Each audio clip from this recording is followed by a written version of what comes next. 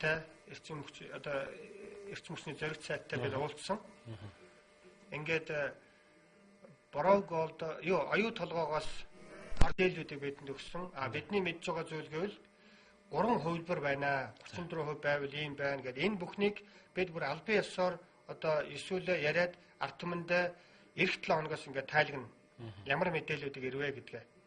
Хоёрдугаарт олон улсын бие даасан эксперт шинжээчид болон үндэсний маш хүчтэй ухаантай эрдэмтэд мэрэгдээ сонгон шалгаруулж хажуудаа шинжээчдийн багийг гаргаа гэдэг шаардлагыг эхний ээлжинд бид тавьсан. Ер нь өнгөрсөн 2-3 жил зөвхөн энийг ярьж байсан шүү дээ. Тэгээд үндэсний хэмжээний шинжээчд эрдэмтдийнхаа багийг бас гаргаж байгаа юм байна. Эхний ээлжинд 5 эрдэмтэн сонгосон байна. Хурцгай, Агримдгай, Дамжинсрангай, Очротгай хэлж байна. Нөгөөх нь ингээл 5 хүн байгаа. Энэ болгоныг албан ёсоор бид ард түмэндээ мэдэгдэнэ. Өөрөөр хэлбэл өнөөдрийн 76 гишүү. Өнөөдрийн засгийн газрын гишүүд бол нэг эх оронч биш дээ бос. Тэд бол эх оронч л байж таараа. Бидний л бас сонгосон, бидний л хамгийн гайгүй гэж үзсэн л улсууд шүү дээ. Зарим нэг нь ард иргэдийн маань нэг хэсэг ядуу байдлыг далимдуулж бидний худалдаж авсан л болохоос биш. Улсын их хурлын 76 гишүүд дотор маш олон эх оронч бас эх орныхоо төлөө тууштай явдаг олон хүн байгаа. Ер нь ихэнх нь. Ер нь цөөхөн хүн энэ орны хувьцааг одоо мушгичих юмсан, хужаад худалдах юмсан гэж боддог хүн ер нь байхгүй л байж таараа шүү дээ. Ганцхан мэдлэггүй. Мэдхгүйгээсээ болж л эд аимшигтай тэнийг шийдвэрүүдийг л гаргадаг шүү дээ. Та нар мэдхгүйгээсээ болж мэддэг юм шиг битгий ингэж нэрлэхээч. Хажуудаа мэддэг эрдэмтэд мэрэгддийн тэр зөвлөгөөг авдаг тэр багийг гарга. Тэд бол энэ засгийн газар болон улсын их хурлын гишүүдийн өмнөөс нь шийдвэр гаргахгүй зөвлөмж гаргана. Дүгнэлт гаргана. Энэ дүгнэлт зөвлөмжөө тойрж иргэний нийгмийн байгууллагуудтайгаа зөвлөлдөж шийдвэр гаргах юм бол сүүлд нь бид та нарыг хардахгүй, янз бүрийн одоо буруу зуруу ярихгүй. Энэ процесс магадгүй удаан хэцүү явагдана л та. Гэхдээ нэг шийдвэр гарчих юм бол удамд бид ясах шаардлагагүй болно шүү дээ.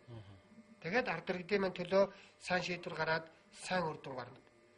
Уул уурхай эрдэс баялагын энэхүү орлогын урсгал дандаа нууц байдаг учраас л авилгалд өртөмтгий байд юмаа гэдгийг өөрөөсөө ОТО гэдэг Дэлхийн банкны хамгийн том одоо мэрэгчлэлт нь хэлсэн байгаа шүү дээ. Тэгэхээр олборлох үйлдвэрлэлийг ил тод байлгах ёстой гэдэг бол ерөөсөө бидний хамгийн гол зорилго. Тэрнээс биш бид энэ дээр бол эрдэмтэн мэрэгд шинжээчдийн дүгнэлтийг урдаа барих ёстой. Эднийхээ дуу хоолойг сонсох ёстой. Өнгөрсөн 3 жилийн хамгийн том Монголын ард иргэд бидний алдаа бол юу вэ гэвэл 2,600,000 монголчууд бүгдөө уул уурхай инженерүүд болсон явдал хамгийн том алдаа. Яг тэр мэрэгсэн хүмүүсийн дуу хоолой их баг сонсогдож байсан. Энэний зүгээр цаад алдаа нь бол 76 гишүүн маань нэг болохоор хамгийн сайн олон жил ямаа хариулсан ямаачд болоод хөрчдөг. Нэг болохоор ерөөсөө бүгдөө банк мэддэг, банк санхүүгийн мэрэгчлэнүүд болоод хөрчдөг. Бүгдөө эсвэл үнийн мэрэгчлэн болоод эсвэл одоо татварын мэрэгчлэнүүд болоод эсвэл уурхай инженер болоод хөрчдөг. Яг энэ дээр бол 76 гишүүд гэдэг юм уу шийдвэр гаргагч нарыг та нарт бид итгэж байна. Бидний их ашиг битгий худалдаарай л гэсэн ганцхан үзүүлэлтээр л гаргаж байгаа шүү дээ. Тэрнээс биш их мэддэг гэсэн үг биш. Тэр мэддэг хүмүүсийг хүндлээ гэсэн санаа. За тэгээд яг юм. Гэхдээ газар доорх баялгаа бид ахуулах байгаа хүмүүсээ тийм ээ.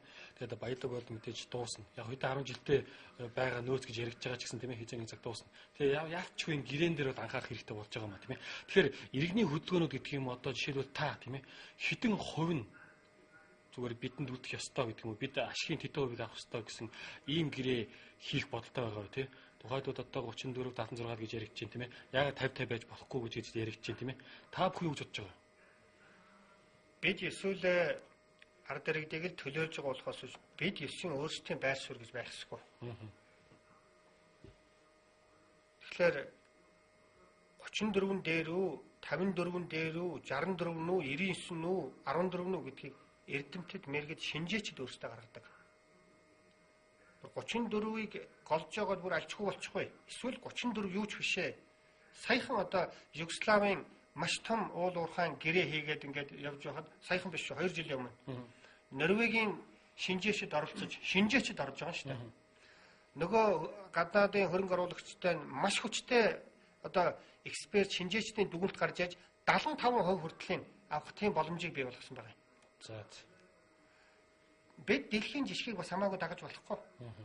Дэлхийн жишгийг Африк юм уу, Латин Америк юм уу, Австралид байгаа төмөрлөгийн нүүрсний зэсийн уул уурхайнууд одоо юу гэдэг Америк руу ер нь бүх дэлхийн бүх бараа бүтээгдэхүүнийг үйлдвэрлэж байгаа нь хятад авна шүү дээ. Манай зэсийг нүүрсийг хятад л авна.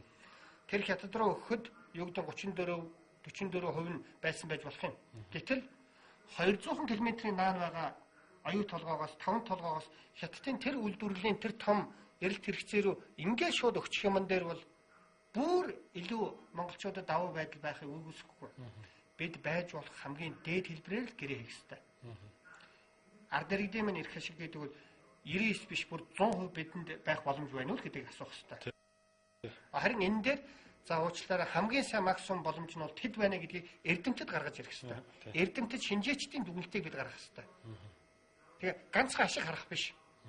Байгаль орчин гэдэг хэдэн 100, хэдэн сая тэрбум доллараар үнэлэгдэх энэ их одоо ашиг баялгаа бид бас өгүүлсэх гээд байна. Энийг юу гэж үнэлэх вэ? Бид ёс заншил байна. Соёл байна. Нийгэм байна. Өнөөдөр тэнд Монгол ёс заншил маань устдах байдэ. Тэр говийн тэр эмзэг хөрсөн дээрх ургамал ус агаар бүгдөө одоо өнөөдрийн Улаанбаатар хотын агаар шиг болчих байдэ.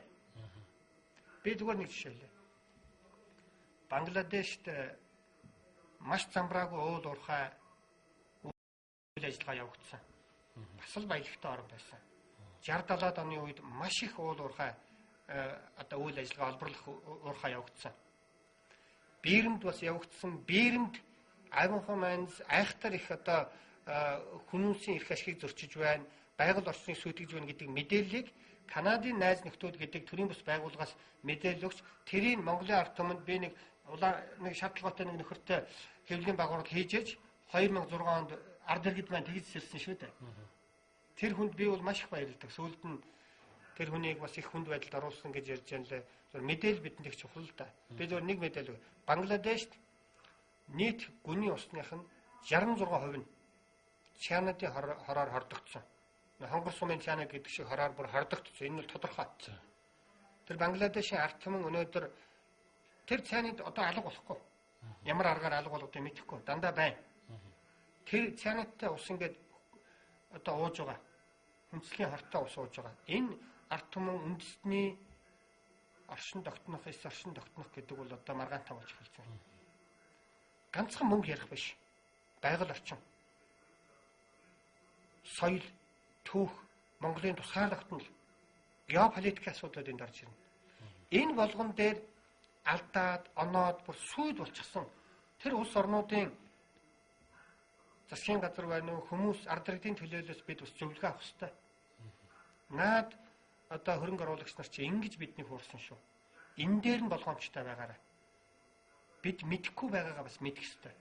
Аюу толгой, таван толгой шиг ийм дэлхийн хэмжээний уул уурхай дээр яг гэрээнд нь оролцсон Монголын улсын их хурлын гишүүн битгий хэлж ирийн монгол хүн байна уугүй юу? Ийм уурхай дээр ажиллаж байсан монгол хүн байна уугүй юу? Мэдээж геологийн тал дээр, хөрсний тал дээр, түүх соёл, Монголын хуулийн орчин гэдэг тал дээр бол бид Монголынхаа шинжээчд эрдэмтдтэй бид урдаа барина. Гэтэл тэр уурхайн тоног төхөөрөмж, уурхайн дэд үтсийн асуудал, тэр уул уурхайн хөрөнгө оруулалтын тэр ашиг алдагдлын тооцоо, энэ олон зүйл наривчилсан зүйлүүд дээр бид олон улсын бие даасан техникийн шинжээчдийг оруулж ирэх ёстой. Харин ашиг сонирхлын зөрчилтэй байгаа юугүй юу гэдгийг маш нягтлах ёстой. Гэхдээ тэд бидний өмнө шийдвэр гаргахгүй шүү дээ. Дүгнэлтийг бид харах ёстой. Энэ хоёр толгойн хөрөнгө оруулалтын гэрээ бас бусад ордтой хийсэн гэрээнээс өөр л гэж надад бодогдоод байна л та. Юугаар бас яг иргэний хөдөлгөөн та бүхэн анхаарал хандуулж байна тийм ээ. Та бүгд ард иргэд байна. Ингэснээр ямар давуу тал өгөх вэ гэж. Одоо хуучин одоо нууц цаач гэх юм уу юм чимээг байдлаар хийгдсэн гэрээнд болохоор одоо улсын хурлын зарим гишүүд хувь эзэмсэн ч байх шиг тийм ээ. Тодорхой хувь ингээд авцсан ч байх шиг тийм ээ. Тэрийг одоо нэг саяхан бас өгөөл бүүн сүйдүүлэн болоод байсан тийм үү. Тэгэхээр яг одоо энэ хоёр толгой энэ гэрээн дээр одоо хинч байдгийг тийм ээ бас нэг гишүүд. тодорхой хэмжээгээр хувь аваад ингээд тийм ээ бас өөртөө авч болов гэсэн ийм айдас бас байгаад байгаа юм л та. Айдас гэж ерөөс наа чинь бодиттой зүйл шүү дээ. Тэр энержи ресурс гэдэг дээр чинь 11 улс төрчид байна гэж одоо 2 жилийн өмнө би соён хөдөлгөөний удирдагч байхдаа энэ талаар мэдээлэл. Тэгээд бидний өөдөөс хинч заргалдаагүй шүү дээ. Тэр одоо би бүгдийг нэрлээл хэлж байсан. Үндсэн хуулийн цэцэд 2 жилийн өмнө 2 жил гарчлаа. 11 сард би одоо үндсэн хуулийн цэцэд өгч байсан. Үндсэн хуулийн одоо зүйл заалтыг зөрчсөн байна. Ард түмний өмч гэдгийг өнөөдөр буцаагаад ард түмэнд нь худалдах тухай яриад байна.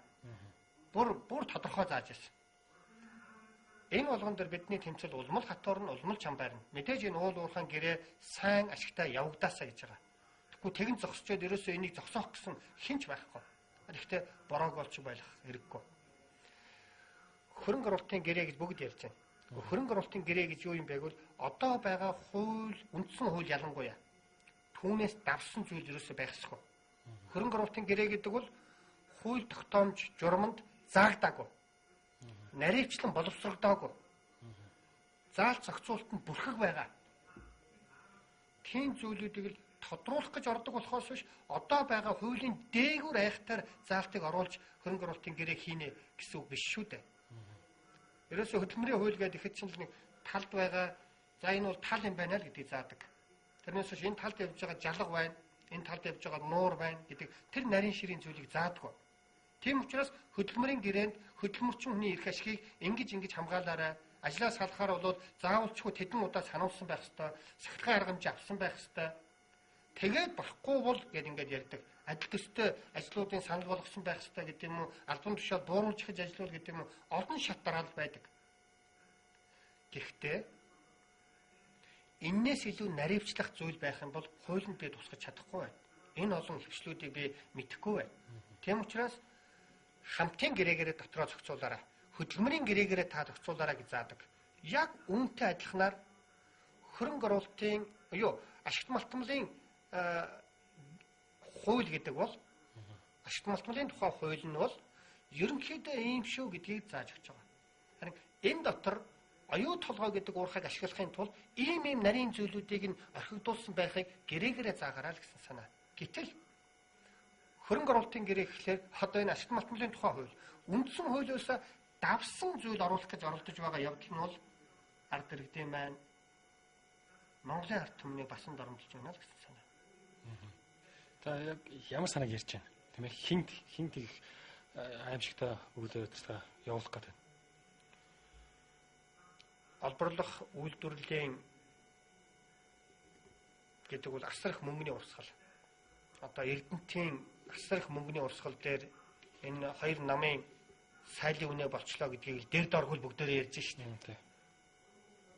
Эрдэнэтийн одоо тэр удирдах хүмүүс нь надтай тэгээ маргалттай. Маргас зарах өгөлт нэр хүнд сэргээгээд өгөлт. Тэгвэл би одоо тэр одоо металлын бирж дээр Лондонгийн металлын бирж дээр зарагдж байгаа зэсийн үнийг авч байгаа л хэдэн тоныг хэдэн төгрөгөөр зарсан бэ гэдгийг авч байгаа л тэгэл бодлогыг сүүлээс нь боддог шиг ямар ченжүүдээр дундуур нь зардалсыг гаргаж ирэл Монголд өнөөдөр яг уурхаачтай хэдэн төгрөгийн цалин өгч байгаа. Энэ дундх мөнгө хаацсан байна гэдгийг л асуух хэрэгтэй. Үеийн тооцоогоор хоёр талаасаа хийлт. Даанч өнөөдөр Монголд тэмцэх олон юм байна л дээ. Тэгээ хамгийн томоос нь барьж авах хэрэгтэй. Оюу толгой 5 толгой юу ч болсон ард түмэнд ашигтай гэрээ хийх хэрэгтэй. Тэгэхээр хөрөнгө оруулалтын гэрээний цаад мөн чанар ерөөсөө уул уурхай дээр хамгийн гол анхаарах хэрэгтэй зүйл бол ил тод байдал. Энэ далд явагдаж байгаа их мөнгийг ард түмэнд ил тод байхын тулд гэрээнд заах хэрэгтэй.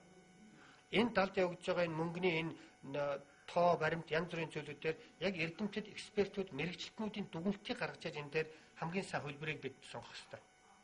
Тэгэхгүй хамгийн сайн хөлбөр нь бас гарч ирчээд байхад нь түүнээс илүү байжгаад Орос юм уу Хятадын айхтар том хөрөнгө оруулагчдын мэдэлд авааччих юм бол 91 2 өдөр хаана гэхтэл одоо бид ямар ч гэрээнд гар ус сурахад байлна шүү дээ. Оросоос одоо бид бензин яг эд хадлан тариалалтын үеэр л одоо бензин тасалдаг шүү дээ. Ямар харагтай байгаа гэдэг нь тодорхой байна шүү дээ. Маш их олон зүйлүүдийг бодох ёстой. Тэгээд би ард иргэдийн өмнөөс иргэний нийгмийн байгууллагын өмнөөс тэдэн хувь гэж бол хэлэх зохимжгүй. Зүгээр дотроо мэдрэмж бол ядаж нэг тэдэн хувьд хүрэх юмсан та гэсэн тийм Монгол хүн болгоны боддог зүйл надад байлгүй яхавтай. Гэвч тэрнээс илүү боломж байгааг би мэдэхгүй байж тэгж ярьж болохгүй. Харин тэрийг бол эрдэмтэд үндсэлтэй гаргах хэрэгтэй. Тэдний гараад ирсэн үндсэл дээр наач арай бага юм шүү дээ, боловчтой. Ичмээр юм а яасан бага юм бэ? Югослав тийм юм хийцэн биш дээ.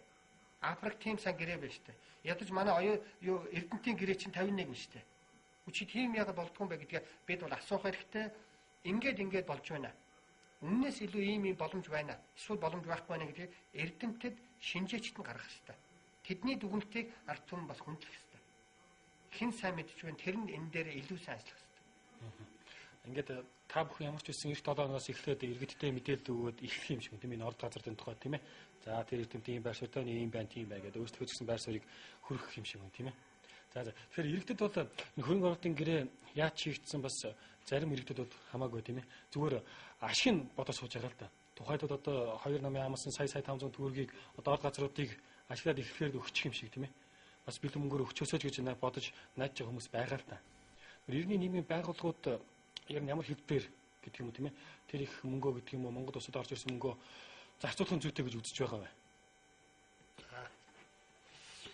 За ямар ч байсан өнгөрсөн хагасаа өдөр одоо ардчилсан дотроо сонгуул явлаа шүү дээ. Иргэний нийгмийн байгууллагууд, төрийн бас байгууллагууд дотроо сонгуул яваад 9 хүн сонгогдсон. Ингэж анхудаа бид ард иргэдийг тодорхой хэмжээгээр төлөөлөх иргэний нийгмийн одоо төрийн бас байгууллагуудаа уурхай уул уурхайгаар дагнасан байгууллагуудын төлөөлөл болоод ингэж явж байна.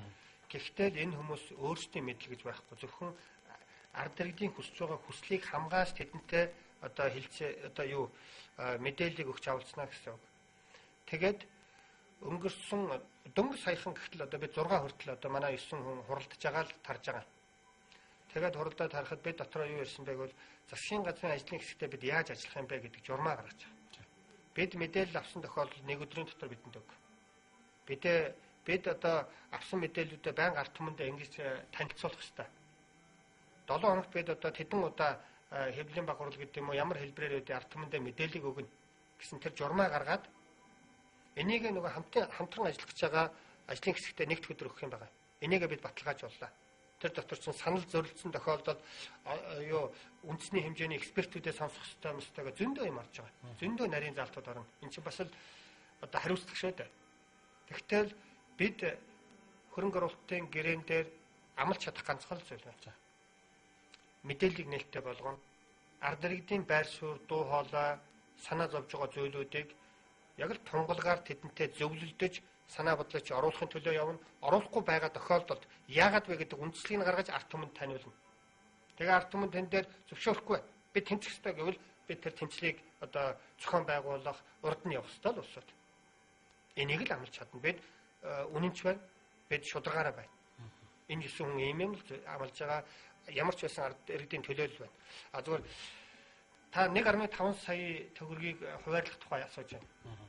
Анх энийг амлаж байх үед нь миний байр суурь бол одоо Монголын удирдлагын холбооны ерөнхийлөгчийн хувьд нийт гишүүдээрээ санал асуухад нэг ч хүн сонгуулийн амлалтанд тэдэн төгрөг бидэнд өгөөч, эдэн төгрөг өгөөч гэж амлаагүй. Одоо хүсээгүй. Ажлын байртай болмоор байна. Хөдөлмөр хийж байгаа хүмүүсийн хөлсийг үнэлээч. Тэрнээс биш хөдөлмөр хийсэн ч хийхгүй ялгаагүй мөнгө өгөөд байх юм бол хөдөлмөр хийж байгаа хүний үнгүүдэлээд байх шүү дээ гэсэн тийм байр суурьтай байсан. Энийг ч гэсэн тухайн үедээ хэлж байсан, намуудад бас хөргүүлж байсан. Сонгуул боллоо. 1.5 сая төгрөгийн төлөө сонголтоо хийлээ. Энийг өгөх тухай сонголтоороо би баталгаажна гэдгийг Монгол Ардын хувьсгалт намынхан, Залсан намынхан ч гэсэн иймэрхүү байр суурь илэрхийлж байсан. Одоо бол өгөх ёстой. Энэ бол амлсан. Энэ бол хатуу байр суурь. Хариуцлага гэж байх ёстой. Уучлаарай одоо тоглосон юм а гэж хэлж болохгүй. Одоо өгөх ёстой. Өгөхдөө эхлээд ахмад настангуудад өг. Энэ бол бүр одоо энэ уул уурхайн гэрээ, нийгмийн даатгалын тэмцэл, эрх зүйн хамгаалтынхаа дараа бид энэ тэмцэл рүү орно. Хөдөлмөрчин хүмүүсийг хуурж болохгүй, жирийн ард иргэдийг хуурж болохгүй, сонгогчдыг хуурж болохгүй. Өг. Одоо хуурах гэж эхэлсэн шүү дээ. Дансанд чинь хийн олон жилийн дараа авахаар болгоно. Үгүй юу гэнэ вэ? Зөндөө боловсролын зардал чинь хийн. Ер нь баг балет үзүүлнэ гэж хэлэх гээд шүү дээ. Гой балет тоглуулад балет үзүүлээд тэрүүгээрсэн би суудах яах гээд шүү дээ. Тэгэж ард түмнээр тоглодог юм биш. Энэ тэмцэл рүү орно гэхдээ зэрэг олон тэмцэл эхлүүлээд яах вэ? 1.5 сая төгрөгийг бол Ахмад настангуудад хамгийн түрүүнд өг. Дараад нь өргөдөлгөөлсөн эмэгтэйчүүдэд өг. Гэхдээ энэ мөнгөөр хөрөнгө оруулалт хийх боломжийг нь харин давхар гаргаасаа л гэдгийг одоо би хэлмээр байна. Хайлуулах үйлдвэр, төмөрлөгийн үйлдвэр, зэсийн том үйлдвэр, нүүрсний том одоо боловсруулах үйлдвэр байгуулж олон зуун мянган хүмүүсийг ажлын байртай болох проекттой хажууд нь гаргаад энэ сая 500-ыг авангуудаа тэрлүү хувьцааг нь худалдаж авч хөрөнгө оруулах боломжийг бий болгоорой л гэдгийг би харин засгийн газар шаардах болно. Учир нь сая 500 мянган төгрөгийг бүх монголчуудад өглөө. Ямар ч өөрсдөө боловсруулсан үйлдвэр байхгүй, бүтээдэг юм байхгүй тохиолдолд хүн болгоны сая 500 мянган төгрөгөөр нэг 4 тэрлион төгрөгөөр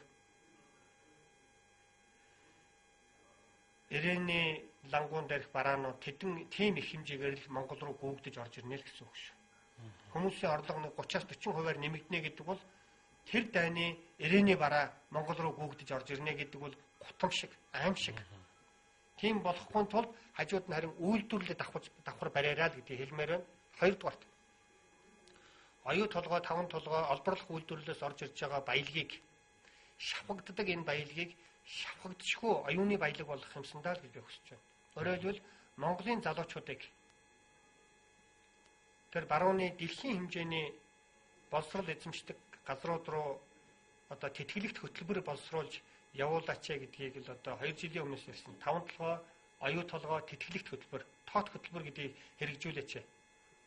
Тэгхийн бол нэг 5-аас 10 жилийн дараа оюу толгой, таван толгойн менежментийг монгол хүн ажилуулах боломж гарна. Дараагийн уурхай, дараагийн үйлдвэрлэлийг монгол хүн ажилуулах боломжууд бий болж эхэлнэ. Бид өнөөдрийн залуучуудынхаа оюун ухаанд хөрөнгө оруулалт хиймээр байна. Тэгэхгүй өнөөдрийн боловсролын системийг муу хэлэхгүй бай. Гэтэ дэлхийн хэмжээнд хүрэхийн төлөө их зүйл зарцуулах хэрэгтэй. Хамгийн хурдан арга бол тэр дэлхийн хэмжээний гэж яриад байгаа боловсролыг нь монгол залуучуудад одоо сурах боломжийг бий болгох явдал бол баялгаа сая 500 мянган төгрөг болгож хуваарлж аваад бүгдөө идэж уух юм бол монголчуудын маань бас дархлаа байхгүй болчих үү дээ л гэж санаа зовж байна. За ингээд бид хоёр 2 цагийн үгээр эргээд өндөрлж чинь. Гэтэ би танд хэд хэд асуудлыг тавья. Та товчхон болж товчхон хариулаарай гэж тийм ээ. Тэгэхээр эдийн засгийн хямрал манад хэрхэн нөлөөлж байна? Эдийн засгийн хүмүүнүүдээр. Эдийн засгийн хямрал маш хэцүү нөлөөлж байна мэдээж. Хамгийн гол нь энэ дээр хийх ёстой алхам бол чин сэтгэлийн ойлголцлын яриа хэлцэл Монгол орнд дутаад байна. Засгийн газар эзэд үйлдвэрчний хөлгөөрөв шат шатандаа ярилцаж энэ хүндрэлээс яаж гарах вэ гэдгийг ярих ёстой. Аймаг дээр ч гэсэндээ аймгийн дарга энийг шийдэх биш ард иргэдтэйгээ үйлдвэрчнтэйгээ эзэдийн байгууллагатайгаа бизнесмэнүүдтэйгээ ярилцах ёстой юм шүү гэдгийг хэлмээр. Тэрээс санхүүгийн хямралд нэрийн дор ажилчтай ажлаас нь халах явдал их байна. Би чам цалин гэж өгч чадахгүй нэ, тавьж чадахгүй нэ, бидний бараа гүйхгүй байна гэдэг. Тэгэхээр та жирийн ажилчтай хамгаалахаар ямар хаж зохион байгуулж байна? Энэ талаар ярих гэж би нэлээд их бэлдэж уг нь ирсэн байгаа юм. Тэгээ оюу толгой, таван толгойн талаар нэлээд их дэлгэрэнгүй ярьчлаа. Ард иргэдийн хөдөлмөрчдийн ажлын байрыг хадгалах аян гэдгийг Монгол орнд өрнүүлэхээр бэлтгэл ажлуудыг хангаж хэд хэдэн удаа засгийн газар, нийгмийн амлал хөдөлмөрийн яам, эзэдийн холбоотой бид уулзалт хийж би эх 7 хоногоос энэ аяныг өрнүүлнэ. Энэ аяны хүрээнд ажлын байрнаас үндэслэхүүгээр халагдаж байгаа бол, халагдахаараа ийм хүнд байдалд орж байгаа бол, цомогтголд орж байгаа бол эзэдтэй засаг төрийн шийдвэр гаргах төвчний хүмүүстэй хэлэлцээр заавал хийн шүү. Хэлэлцэж байж энийг нэг талаас нь шийдэхгүй. Энэ байдлыг одоо гурван талаасаа ярьж шийдэж бид одоо ажил болгож байна. Болгохоор одоо бэлтгэл ажлуудыг хангаж байна. Хоёрдугаарт хөдөлмөрийн маргааныг шуурхай зохицуулах салбар хороо гэдгийг аймаг болгонд нийслэлийн дүүрэг болгонд өнөөдөр ажиллаж байна. Та бүхэн өөрсдийнхөө үйлдвэрчний эвлийн хороогоороо дамжуулж, үйлдвэрчний эвлийнхаа салбарын болон аймгийнхаа үйлдвэрчний холбоогоороо дамжуулж хөдөлмөрийн маргааныг шуурхай зохицуулах салбар хороо гэдэг байгууллага дээр хурж ирж өөрсдийнхөө эрх ашигыг хамгаалаарай. Ажлаас үндэслэхгүй халагдах гэж байгаа бол өмгөөлүүлээрэй. Үйлдвэрчний эвлийн дээр бэлтгэл ажлуудыг хангацсан байна. Та бүхэн зөвхөн бидэнд хандаарай гэдгийг хэлмээр. Тэгэхээр бидний цалин бол маш бага байгаа тийм ээ. Цалин нэмүүлэхээр ямар ажил хийж байна? Одоогийн байдлаар өнгөрсөн 9 сар 10 сар цалин нэмүүлэхийн төлөө бид нэлээд их тэмцлүүдийг хийсэн. Бас тодорхой салбаруудад нэмүүлэх тийм шийдвэрүүдийг гаргасан. Одоо энээсээ бид ухаалт хийхгүй төлөө бид тэмцэж байна. Тэгэхгүй бол одоо улсын их хурлаар бас нэмэлт тодтгол ороод зарим нэг зүйлүүдийг танах тухай хүртэл ярьж эхэлж байна. Бид энэ дээр ямар ч байсан тэмцэл явуулна. Зүгээр ямар зүйлүүдээр нэмэгдүүлсэн бэ гэдгийг өнөөдөр ярих нь илүүц. Яг гэвэл одоо юмны үн хөөрөгдөж байна. Харин энэ үүний оронд юмны үнийг буулгаач.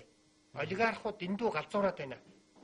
Дэндүү одоо энэ шудраг бус өрсөлдөөний хян зохицуулах газар ажиллахгүй байна. Хууль дүрм журам Монгол оронд хэрэгжихгүй байна. Энэ дээр хяналт тавиач гэдгийг засгийн газраас би шаардаж байна. 2 өдрийн өмнөөс эхлээд засгийн газар, эзэдийн холбоо, үйлдвэрчний эвлэл болон бусад байгууллагууд оролцсон ажлын хэсэг гараад бүтэн сая хүртэл одоо өргөдөгсөн хэлбэрээр ажлын хэсэг гараад ажиллаж байгаа. Эх 7 хоногоос энэний үр дүн гараад одоо шийдвэрлэх арга хэмжээ авна гэж бодож байгаа. За баярлалаа. Ингээд миний асуултанд тодорхой хариулт өгсөн танд баярлалаа. Таны ажил амжилт хүсье. Баярлалаа. Ингээд үзэгчдийн ярьсан болон манай өнд төрөд өндөрлж байна. Манай өнөөдөр зөвшөөрөл Монгол Үйлдвэрчний эвлэлийн холбооны ерөнхийлөгч Ганбаатар оролцлоо.